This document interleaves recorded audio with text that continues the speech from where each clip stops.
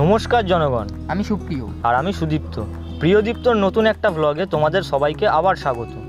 এই ভিডিওটা হতে চলেছে আমাদের কলকাতার অতি পুরনো ঐতিহ্যবাহী একটি রাজপ্রাসাদের গল্প, যেটা আমাদের উত্তর কলকাতার 46 মুক্তরাম বাবু স্ট্রিটে অবস্থিত। কি গেস করতে পারছো তো? হ্যাঁ, ঠিকই ধরেছো তোমরা। সেই ঐতিহ্যবাহী রাজপ্রাসাদটির নাম হচ্ছে মার্বেল প্যালেস।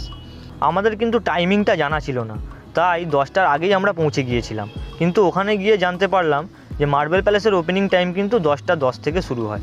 তাই আমাদের বাইরে কিন্তু কিছুক্ষণ ওয়েট করতে হয়েছিল।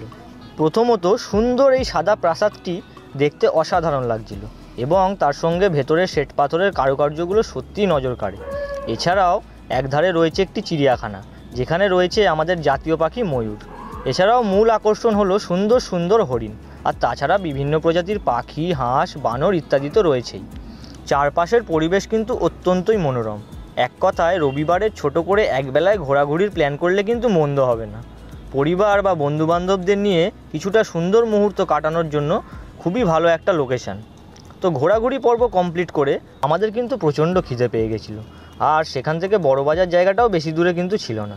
তাই আমরা সেখান থেকে বেরিয়ে চলে গেলাম সেই ভাইরাল লালি ছাঙ্গানির ক্লাব কচুরি খেতে। তবে লালি ছাঙ্গানিজির দোকানে অত্যন্তই ভিড় ছিল, কিন্তু তাও আমরা লাইনে দাঁড়িয়েছিলাম। তবে শেষমেশ অধৈর্য হয়ে সেখান থেকেই বেশ কিছুটা দূরে বা ঢিলছোড়া দূরত্বই বলা যেতে পারে, একজন ভাইরাল ক্লাব কচুরি দাদা কিন্তু বসেছিল। কি চিনতে পারছো তো? হ্যাঁ, ইনি হলেন সেই ভাইরাল পাপ্পি ছাঙ্গানি, বা যাকে অনেকে পাপ্পি মহারাজ বলেও চেনেন।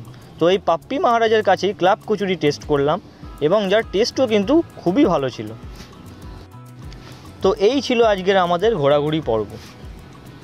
আর বন্ধুরা, ভিতরে যাওয়ার জন্য কিন্তু কোনো প্রবেশ মূল্য নেই, এবং কোনো রকমের ফটোগ্রাফি বা ভিডিওগ্রাফি কিন্তু ভেতরে অ্যালাউ নেই। যা করতে হবে সবটাই তোমাদের নিজেদের দায়িত্বে কিন্তু করতে হবে। আর সোমবার আর বৃহস্পতিবার কিন্তু এটি বন্ধ থাকে। তাছাড়া সপ্তাহের যে কোনো দিন তোমরা কিন্তু 10টা থেকে 4টে এই টাইমিংয়ের মধ্যে মার্বেল প্যালেসে ভিজিট করতে পারো।